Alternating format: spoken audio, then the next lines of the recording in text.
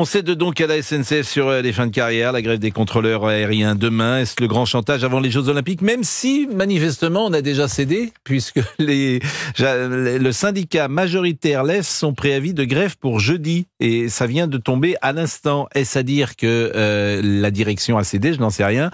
Le syndicat majoritaire chez les contrôleurs aériens français a annoncé mercredi la levée de son préavis de grève pour jeudi, un mouvement qui s'annonçait massivement suivi. Un accord a été trouvé. Donc là, je peux savoir, imaginez le type de l'accord. Les contrôleurs aériens, ils gagnent 5 500 € dès qu'ils commencent à bosser. Ils bossent un jour. C'est le premier salaire ? Ouais, ils bossent un jour sur deux. Ils ont demandé 18 jours de récupération en plus de ce qu'ils avaient déjà. Et ils sont 4000. Et 4000, ça bloque le pays. Donc c'est absolument formidable. Mais c'est comme l'accord de la honte dont on a parlé hier avec la SNCF. Allez-y les gars, hein. Les Jeux Olympiques arrivent, allez-y, hein, c'est le moment. Hein, si vous voulez quelque chose, si vous êtes en situation de force pour bloquer le pays, si vous êtes cheminot, contrôleur aérien, allez-y à fond. Là, vous avez, là, il y a un petit espace. Il y a un petit créneau. Il y a un petit créneau. Non, mais ce pays est formidable, bien évidemment. Les grévistes, ils demandaient 25% d'augmentation en 3 ans. Je ne sais pas ce qu'ils ont eu. Donc 18 jours de récupération en plus. Et la grève de la SNCF, pas la grève d'ailleurs, mais l'accord de la honte avec la SNCF, la réforme des retraites, je l'ai dit ce matin, ne visera pas les salariés du chemin de fer qui auront donc un régime spécial. Ils pourront, écoutez bien parce que c'est génial en fait, cessation anticipée d'activité 30 mois avant la retraite. Et ils seront quand même payés. Alors ça, c'est le concept génial, j'avais jamais entendu ça. T'es en retraite avant la retraite. C'est formidable, t'es en retraite. C'est-à-dire que toi, t'es à Europe 1, tu viens pas les 2 dernières années, donc t'es un peu en retraite, t'es payé par Europe 1, il n'y a pas de souci, et dans 2 ans, t'es en retraite. Donc tu contournes la loi sur les retraites. Je pense que c'est un truc qui peut n'exister qu'en France. Vous n'êtes pas en retraite, vous êtes en cessation d'activité. La nuance est légère. Bien sûr. Bon, est-ce que nous avons quelqu'un pour réagir là-dessus? Nous sommes... Oh, monsieur Villedieu, je savais pas que vous étiez avec monsieur Villedieu. Oh là là. En fait, tout le long, je me disais, mais il voit pas qu'il y a monsieur Villedieu, là. Monsieur Villedieu. Mais même Sudrail est content, donc c'est dire. Non, mais là, monsieur Villedieu, moi, je vous aime bien, vous le savez bien. Je vous ai eu 50 fois. Mais enfin, vis-à-vis des autres salariés du privé, c'est juste un scandale, Fabien Villedieu. Pardonnez-moi de le dire comme ça, vous avez des privilèges que n'auront pas les autres. Bonjour. Oui, bonjour. Ça commence bien. Je ne comprends pas en quoi c'est un scandale. Mais vraiment, mais parce qu'il y a une... Alors, je vais vous dire. Excusez-moi. Je vais vous dire, vous me demandez, je vous réponds. Je vous ai un peu écouté. Ça serait un scandale si le contribuable finançait ce système-là. Là, effectivement, ça serait un scandale. C'est-à-dire qu'on demande aux gens du privé ou du public de financer des droits spécifiques pour qu'on puisse partir. Non, ce n'est pas vrai. La retraite des fonctionnaires publics, elle coûte 30 milliards, elle est déficitaire, celle du privé, elle est excédentaire. Sauf que c'est pas, je vous signale nous, on a un régime spécial. On ne dépend pas de la fonction publique. Ah bah oui, non, ça va pas échapper. La SNCF est l'entreprise ferroviaire la plus rentable d'Europe. On fait un pognon de dingue. Que personne ne fait. Personne, ni la Deutsche Bahn, ni Renfe, ni Trenitaire, personne ne fait. Qu'on utilise cet argent, c'est le fruit de notre travail, pour qu'on puisse avoir un système de financement de départ anticipé. En quoi ça dérange les gens? Nom de Dieu, c'est un truc de dingue ça. Mais on le finance nous-mêmes. Mais quand on a des augmentations de salaire et que ces augmentations de salaire est le fruit justement du travail des cheminots, en quoi ça gêne les gens? Tout simplement, mais alors je vous réponds parce que le salarié du privé n'est pas soumis à la même loi. Mais toutes les entreprises privées, à commencer par les grandes entreprises, peuvent négocier des accords de cessation. Ils ne le font pas. À Europe 1, les gens ils vont pas se mettre en grève. Hein. Vous mettez en grève, le pays est arrêté, donc évidemment le rapport de force n'est pas le même. Les chauffeurs routiers ont un système de départ anticipé, qui existe aujourd'hui chez les chauffeurs routiers. Ça existe déjà, et qui sont des salariés du privé. Il y a un certain nombre de grandes entreprises. Après, nous, on s'est battus pour l'avoir. Mais c'est pas, vous n'êtes pas battu, vous avez un rapport de force qui vous permet d'être en grève et d'arrêter le pays, Fabien Villedieu. Vous n'êtes pas battu. Moi, je veux bien me battre avec vos armes, il n'y a pas de souci. C'est qu'on doit avoir une petite utilité sociale pour avoir ce rapport de force. c'est qu'on a une utilité sociale, évidemment. Mais j'entends ce que vous dites, mais je vous dis, c'est dérogatoire du système général. Bon, de toute façon, on marque une pause, restez avec nous. Il est 11h27, et on va marquer une pause et écouter les informations avec Cédric Chasseur. Moi, il n'y a qu'une chose que je dis, ce n'est pas le même... Moi, je veux la même règle pour tout le monde. C'est pas souvent vous vous battez pour avoir la même règle pour tout le monde. Vous avez un avantage parce que et dans le temps on expliquait que les salaires étaient moins bons dans le public que dans le privé. C'est même plus vrai aujourd'hui. C'est même plutôt le contraire. Donc à l'arrivée le privé le privé se sent floué. Et j'ajoute que les retraites du public sont déficitaires et coûtent 30 milliards. Donc c'est nous qui payons. Alors que celles du privé, les retraites sont excédentaires et que vos retraites ne sont pas calculées de la même manière que dans le privé. Donc je trouve que ça fait beaucoup, mais bon, ce n'est que mon avis. Il est 11h28. Vous pouvez réagir avec Pascal Pro sur Europe 1 de 11h à 13h, 01 80 20 39 21. On attend l'information la plus importante que vous deviez nous donner, Pascal. Je vais vous la donner, cette information. Je vais vous la donner. Je pensais que Monsieur Blanc voulait faire mettre quelque chose. Ah non, moi j'attends l'information. Alors, j'écoutais la publicité et je disais à mon amie Géraldine, et c'est vrai, mais je vais être obligé de citer une autre marque, bien sûr, que j'aimais beaucoup les perles de lait. Perles de lait à la vanille, c'est très très bon et j'en achète. C'était vraiment très intéressant. Ça travaille l'équipe. Hein. Je trouve que c'est très bon les perles de lait à la vanille. C'est vrai que c'est bon. Mais c'est vrai. Alors je vais citer aussi les liégeois ou les Gervita, c'est très ou bon. une autre truc parce que c'est une énorme petite crème au chocolat. Non mais écoutez, bon. Alors Monsieur Villedieu est avec nous. Redevenons un peu sérieux 2 secondes parce que Fabien Villedieu. Non mais de toute façon moi je serais à votre place, je ferais sans doute la même chose, Fabien Villedieu, puisque chacun défend, comme on dit, son bout de gras. Et c'est bien normal, chacun défend ses intérêts, chacun défend, avec le rapport de force qu'il peut ou qu'il a. C'est vrai que le rapport de force quand tu es à la SNCF, il est plus fort que quand tu es dans une entreprise lambda. Bien sûr, puisque si tu fais grève dans une entreprise lambda, il n'y a pas de conséquences pour le reste du public. Alors, écoutons, Bruno Retailleau était ce matin l'invité de Sonia Mabrouk à 8h10 sur CNews et Europe 1. Et voilà ce qu'il a dit sur cet accord. Il faut que les Français le sachent, c'est une capitulation. Capitulation. Bien sûr, c'est une capitulation. Les mots sont forts pour un accord... Non, le chantage a payé. Ah, c'est un chantage. Le chantage à la grève a payé, voilà. Le chantage a payé, mais la gréviculture a gagné. Et en réalité, on a le contournement de la réforme des retraites qui a à peu près 1 an seulement sur des fonds publics. On a trop de déficits. Mais en 2022, c'est près de 20 milliards de subventions à la SNCF. Et là, la SNCF achète la paix sociale sur le dos du contribuable, sur le dos aussi des usagers. Bon, Fabien Villedieu, la gréviculture a gagné, dit Monsieur Retailleau. Votre sentiment ? Le rapport de force a gagné, oui, mais ça c'est la vie. Hein. Monsieur Retailleau, il découvre la vie, on dirait un poussin de 6 semaines. Oui, quand vous avez un rapport de force, vous vous mobilisez, il découvre la vie, vous pouvez gagner des avancées sociales. C'est l'histoire du mouvement ouvrier. Toute l'histoire du mouvement ouvrier est une succession de grèves, de mobilisations. Mais par contre, ce qui est marrant, c'est que quand on fait grève au mois de février, on est critiqué, on prend les usagers en otage. Là, on a un rapport de force, on a un accord, du coup on fait pas grève, et du coup on fait pas grève, et on est quand même critiqué. Quoi qu'il arrive, les cheminots, on est critiqué. Là, vous êtes gonflé. Vous faites pas grève parce que vous avez eu tout ce que vous voulez. Donc, il n'y a plus de raison de faire grève. Mais ce qui intéresse les voyageurs, ce qui intéresse les voyageurs, c'est qu'il y ait leur train. En vrai, la vraie, dans la vraie vie. Il n'y a pas que ça. Il y a quand même une forme d'égalité du traitement des salariés devant un régime.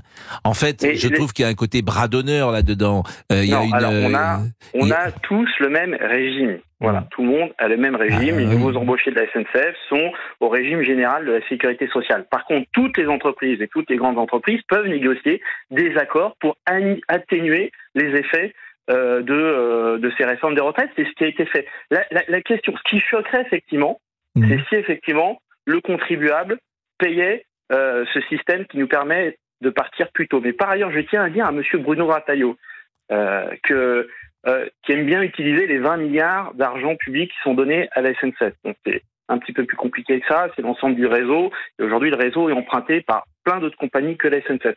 Mais passons. Mais ce qu'il faut savoir, c'est qu'en Angleterre, le contribuable donne 25 milliards. Donc il donne beaucoup plus d'argent au système ferroviaire privé. Et je vous donne dans le mille, en Angleterre, c'est que des boîtes privées. C'est-à-dire penser que si demain on a d'autres sociétés, voire des entreprises privées qui vont faire circuler des trains en France, ça coûtera moins cher aux contribuables pour faire fonctionner ce financement. Je vous invite à vous regarder, à vous reporter ce qui se passe en Grande-Bretagne. En Grande-Bretagne, le contribuable met plus d'argent pour faire financer le système ferroviaire, alors que c'est un système qui est moins efficace parce qu'ils ont un réseau 2 fois plus petit que le nôtre, et là-bas, il n'y a pas de TGV. Je suis d'accord avec vous là-dessus. Vous m'avez convaincu. Des boîtes privées qui ne savent pas faire du train en Grande-Bretagne. Vous m'avez convaincu là-dessus. La SNCF, c'est un monopole naturel à mes yeux. Je trouve que ça. Dire, mais oui, parce que je trouve que ça fait partie des grands services publics. Je trouve qu'effectivement, il y a des lignes qui sont déficitaires, mais ce n'est pas grave. C'est ce qu'on appelle le service public. C'est l'aménagement du territoire. C'est permettre à certaines gens d'avoir accès comme les autres à des trains. Donc je pense, pourtant je suis plutôt d'inspiration libérale, mais il y a comme toujours la règle, c'est qu'il n'y a pas de règle, et dans certains domaines c'est très bien qu'il n'y ait pas forcément de concurrence. Encore faut-il que la SNCF ait effectivement les mêmes règles, ou en tout cas des règles très voisines du privé. Et là il me semble que ce n'est pas le cas. Mais Nicolas, voulez-vous dire un mot? Parce que Nicolas, bonjour, vous êtes dans les transports, Nicolas? Bonjour Monsieur Pro, bonjour à toute l'équipe. Ouais, tout à fait. Qu'est-ce que vous faites? Vous êtes salarié? Alors moi je suis salarié du privé, je suis dans le transport. Alors je suis pas sur les rails, mais je suis sur la route. Oui. Voilà. Mais vous avez tout résumé, Monsieur Pro, c'est-à-dire que les salariés en fait de la SNCF bénéficient de certains avantages qui depuis longtemps maintenant ne méritent absolument plus. Après ils ont cet avantage, c'est que c'est une grande entreprise, une grande société qui leur permet, lorsque eux se mettent en grève, de pouvoir briguer absolument tout ce qu'ils veulent. Vous avez eu, il y a quelques mois de ça, un salarié de la SNCF qui donnait sa rémunération. Je la trouvais extraordinaire par rapport à celle du privé. Il parlait du nombre de jours de congés payés dont il bénéficiait annuellement, sans parler des RTT. C'est-à-dire que les conditions, évidemment, sont totalement inégales entre, on va dire, les salariés du public, d'une manière générale, et les salariés du privé. Il suffit juste de regarder, par exemple, un exemple simple, vous regardez les enseignants n'ont pas de jour de carence. Aujourd'hui, on en est à parler de 8 jours de carence dans le secteur du privé, vous vous rendez compte? Voilà. Non, on dit pas 8, ça pourrait être 6. Hein. Moi, j'ai pas entendu 8, mais déjà 6, c'est beaucoup, effectivement. Éventuellement, mais même 6, vous vous rendez compte? C'est-à-dire qu'on en a 3 aujourd'hui quand il y en a... Oui, non, mais il y a des avantages. Alors, c'est vrai que dans le public, historiquement, mais c'était le public était moins bien payé. Surtout. Bon, et était moins bien payé. Maintenant, c'est vrai que le privé est tellement mal payé que des salaires... le public l'a bien rattrapé, faut être honnête. Bon, Fabien Villedieu, en tout cas, c'est même pas à vous que je jette la pierre. D'ailleurs, qu'est-ce que vous voulez? Vous faites, vous parlez pour vous et vous défendez vos intérêts. Et évidemment, si on vous les accorde, c'est pas à vous en fait que je jette la pierre. Je le répète, c'est plus à ceux qui parce que les JO, parce que c'est quand même une question qu'on peut vous poser, Fabien Villedieu. S'il n'y avait pas les Jeux Olympiques, il n'est pas sûr que vous auriez signé cet accord. Oui, sûrement. Et alors? C'est honnête. Qu'aujourd'hui, on utilise. Non, mais il y a un moment donné, il faut être. La vraie vie, c'est le rapport de force. Bien sûr. Et Scoop, le rapport de force permet d'avoir des avancées sociales. Et d'ailleurs, je tiens à dire quand même, par rapport à la personne qui a parlé avant, les cheminots se sont beaucoup battus pour les salariés du privé. Et si aujourd'hui, notamment dans le privé, on part à la retraite bien plus tôt que dans les autres pays européens, c'est en partie parce que les cheminots ont perdu de l'argent, parce que quand on fait grève, on perd de l'argent. Nos anciens en 95, c'est les cheminots qui ont sauvé le système et qui fait qu'aujourd'hui on part plus tôt. Donc, au lieu de se jalouser, il faut aussi se rendre compte de la réalité et dire de temps en temps un peu merci aux cheminots. Écoutez, merci d'être à l'heure déjà. Pour les cheminots, moi je trouve qu'effectivement, alors ça c'est un autre problème, et là je vais vous rejoindre et on va être d'accord, c'est-à-dire que depuis des années on a fait une politique pour les TGV massive, mais les lignes des TER sont parfois dans un état invraisemblable. Les RERB, si parfois les lignes... Il y a des nouvelles rames qui sont pas mal, les quand lignes même. secondaires, je ne sais pas ce que vous en pensez, mais je ne sais pas dans quel pays d'ailleurs d'Europe ou du monde c'est mieux. Peut-être que ce n'est pas mieux, je voyage plus suffisamment aujourd'hui pour le constater, mais je rêverais que nos infrastructures soient au top, je rêverais que nos rames soient en très bon état, je rêverais que les rails soient performantes, je rêverais que tous les trains arrivent à l'heure. Et c'est vrai, Fabien Villedieu, que c'est hélas pas toujours le cas. Alors, sur cette question, je n'aime pas parler trop de ma vie, mais je vais quand même vous parler de ma vie. J'ai été en Allemagne ce week-end, à Essen. Donc, on prend le TGV Eurostar pour aller jusqu'à la ville d'Essen. Donc, vous faites à 300 km/h jusqu'à la frontière française, et à partir de la frontière française, vous roulez à 50 km/h pendant 250 km. Toute la partie belge des Pays-Bas et de l'Allemagne, je me disais, mais comment les gens ne peuvent pas se rendre compte de ça, qu'on a un système, oui, effectivement, de temps en temps, il y a des retards, oui, de temps en temps, les choses ne sont pas parfaites, mais je vous invite à aller dans les autres pays, vous rendre compte que les systèmes ferroviaires dans les autres pays, dans la plupart des endroits, c'est la catastrophe, mais la vraie catastrophe.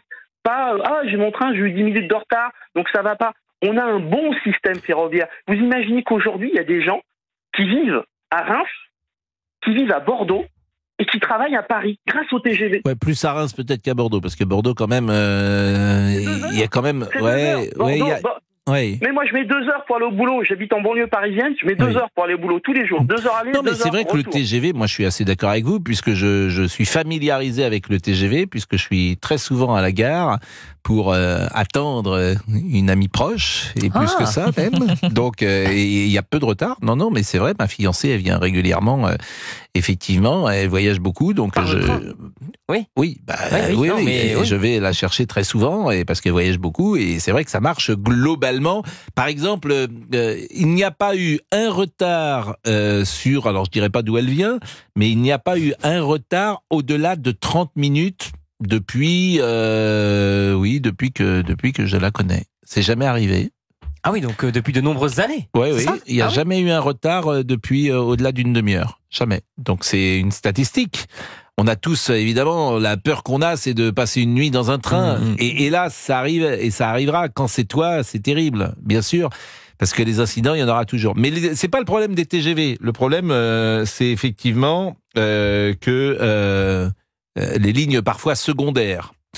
Après, les trains du quotidien, il y a quand même eu des efforts qui ont été faits pour habiter en Ile-de-France. Le matériel est globalement neuf. Les gares ont été globalement refaites. Pour un pass Navigo à 87 € quand vous êtes salarié, remboursé à 50%, donc pour 43 € par mois, faut pas exagérer quand même. Vous allez dans n'importe quel restaurant, à deux, vous en avez pour plus que pour payer votre pass Navigo pour un seul repas. Et là, vous avez des trains neufs. Le problème, c'est que c'est cher. Le problème, c'est que c'est cher, mais c'est pas de votre. C'est incroyablement cher le train. C'est ça qui est là. On est tous en train de prendre nos billets pour l'été. Les billets, notamment évidemment pour les plus jeunes, ceux qui sont les moins favorisés en termes financiers. C'est incroyablement cher. Les allers-retours, c'est incroyablement cher. Mais bon, ça, c'est un autre problème.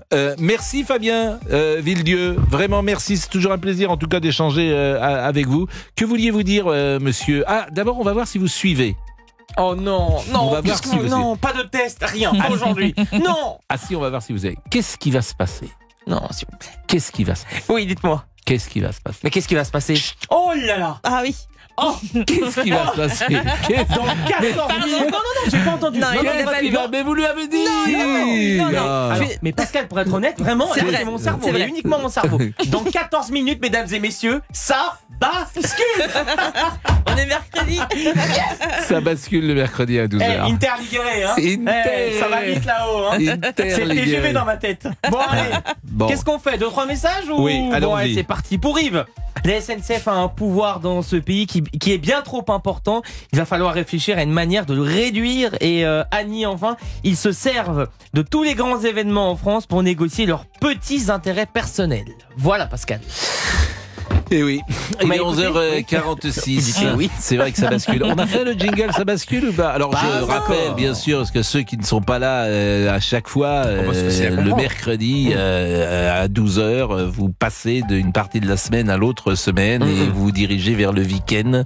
Et c'est une expression, donc ça bascule chaque mercredi à 12h, et c'est une expression historique qui était donnée par quelqu'un que je croisais à la cantine dans mes jeunes années de TF1, que je voyais, quoi qu'il arrive, devant son plat de frites ou de pâtes, et je lui disais ça va Jean-Louis? Ça bascule. Vous faites tout comme Jean-Louis aujourd'hui. Ça bascule. Le plat frit. Ça bascule. Elles sont très bonnes les frites à la cantine. Et c'est un vrai problème d'ailleurs. Ah bah vous en prenez tous les jours. Donc Oui, ça, je suis d'accord avec vous. Ça, c'est pas une bonne chose. Attention à votre ligne, hein. Moi, j'ai un petit peu peur. Hein. Franchement. Oui. Je vous parle de votre ligne. Vous. Bon, allez, à tout de suite. Et avant la pause sur Europe 1, nous tenions à vous remercier, chers auditeurs d'Europe 1, puisque les chiffres d'audience de la radio ont été publiés jeudi dernier, comme vous le savez, par Médiamétrie. Et la famille Europe 1 s'agrandit encore. Nous sommes fiers et heureux de souhaiter la bienvenue aux 223 000 nouveaux auditeurs qui écoutent Europe 1 tous les jours. Au total, vous êtes donc désormais 2 387 000 à écouter Europe 1. Merci à toutes et à tous pour votre fidélité et votre confiance. Et à tout de suite avec Pascal Pro. Attendez, C'était il y a 6 jours les audiences, mais bon, oui, c'est pas grave. C'est ce que j'ai dit jeudi dernier. D'accord. Attention, ce message, c'est Monsieur Liberty qui m'a demandé de le dire à l'antenne. Notre directeur d'antenne. Ne vous moquez pas. Mais Monsieur Liberty, qu'on salue. Ah oui, et qu'on aime. Et bien sûr, et puis c'est important de citer ses audiences. Parce que remercier nos auditeurs. Parce que comme le disait Olivier à la cantine hier, il va toucher une petite prime pour les audiences. Non, dites pas ça.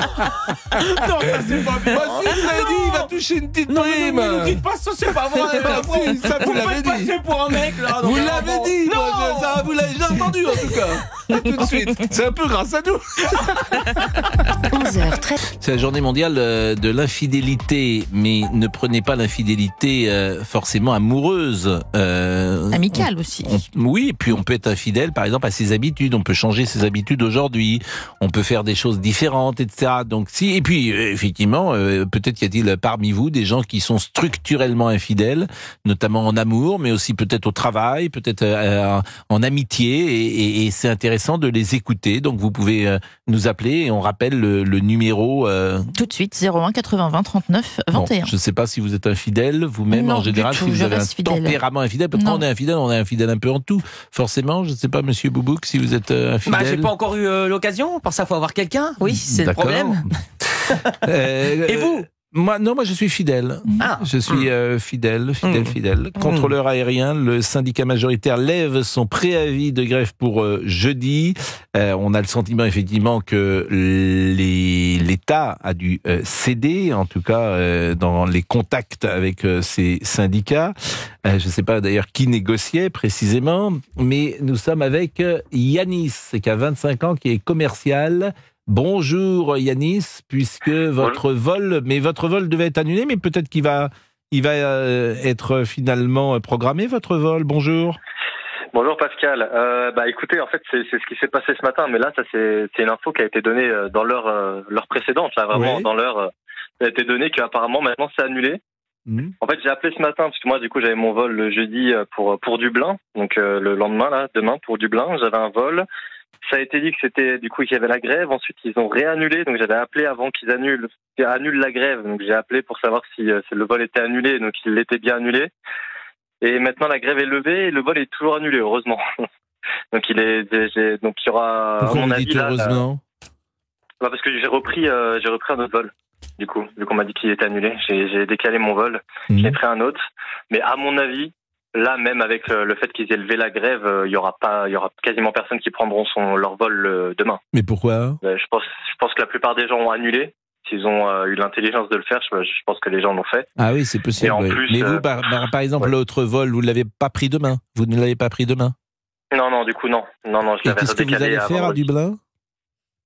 Petit week-end entre amis, donc juste pour un week-end, c'était exactement on a été 4, on avait pris Airbnb le jeudi soir. Vous connaissez Dublin? Non, pas du tout.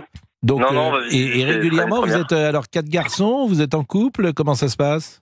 Non. Non, on n'est pas en couple. Non, c'est juste comme ça pour un événement de temps en temps. C'est quatre garçons, c'est ce que je veux dire. Vous êtes potes ensemble. Mais vous ne partez pas en couple avec vos petites amies ou vos amis ou que sais-je. Ah non. Ouais. Ah non. Bon, donc c'est 4. Alors là, et vous partez combien de temps dans ces cas-là?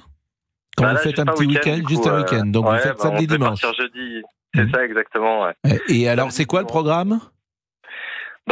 Visiter Dublin, le centre-ville, les bars surtout. Ah voilà, je me disais il y a un petit truc là-dessus. Je me disais pourquoi tu vas à Dublin le week-end? Pour boire de la bière. Non mais c'est sympa Dublin. C'est vraiment, c'est bien Dublin. Leur bière typique. Je sais pas à quel goût elle est exactement, mais. Ah non mais c'est ça.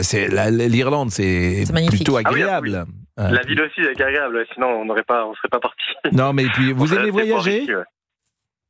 Oui, mais après, j'ai pas beaucoup de. Bon, là, c'est un peu exceptionnel parce qu'à ce moment-là, je fais Espagne et Stockholm. Mais en général, je ne voyage pas trop. On essaie d'éviter. Et quel est le pays que vous avez préféré visiter depuis moi, j'ai eu la chance vous avez 25 ans. Je suis jeune, mais j'ai eu la chance, quand j'avais 18 ans, de faire le Japon. Ah oui, c'est une chance. Qui est le pays où je pense que si on veut se prendre une claque culturelle, c'est un peu un des meilleurs pays. Qui reste développé et qui met une grosse claque culturelle quand même. Donc c'est très différent. Très je suis d'accord avec vous. Vraiment. Mais il faut aimer, c'est tellement différent de l'Europe et que faut aimer on est habitué aux petites places, on est habitué à la vie de ces capitales, Rome, Paris, qui peuvent se ressembler. Donc là, il y a quelque chose de gigantesque. En plus, ça a été entièrement reconstruit, donc faut aimer. Et vous avez aimé. Écoutez, merci beaucoup, Yanis. Vraiment, c'était un plaisir d'être avec vous. Et c'était le dernier intervenant sur ce sujet des grèves, puisqu'ensuite, Monsieur Tessier, de quoi parlerons-nous dans la deuxième partie? On peut interroger les parents. Est-ce que vous fouillez le portable de vos enfants? Ah non, ça c'est horrible. J'espère. C'est ce que conseille la secrétaire d'État Sabrina Agresti-Roubache. Ah non. Ça dépend quel âge. Mais tout le monde le fait. Ah non, moi, alors franchement, je trouve ça horrible. C'est comme entrer dans la chambre ou même quand des enfants d'ouvrir les tiroirs, tout ça, je trouve ça moche. Vraiment, je trouve ça moche. Ça dépend. Ça dépend l'âge. Il y a débat. Oui, il y a débat là. Je trouve ça moche. Non, moi j'ai jamais fait ça. Jamais. Vous ne surveillez pas de près comme ça? Jamais. Non, je n'aime pas ça. Et cette idée-là, et puis pourquoi pas, il y en a qui regardent le portable de leur petit ami aussi, pendant que vous y êtes. Oula, c'est un autre sujet là. Non, c'est minable, franchement, ou qui ouvre le courrier. Non, je trouve ça, c'est horrible. Bon. Mesdames, messieurs, dans 2 minutes, ce sera un événement. L'événement du mercredi. Non. Oui. On y est presque. On y est presque. On devrait faire ça. Vous savez, on devrait faire ça tous les mercredis, comme le 31 décembre. 5, 4, 3, 2. On devrait faire ça. C'est ça le jingle, ça bascule. Vous écoutez Pascal Prévost sur Europe 1 de 11h à 13h.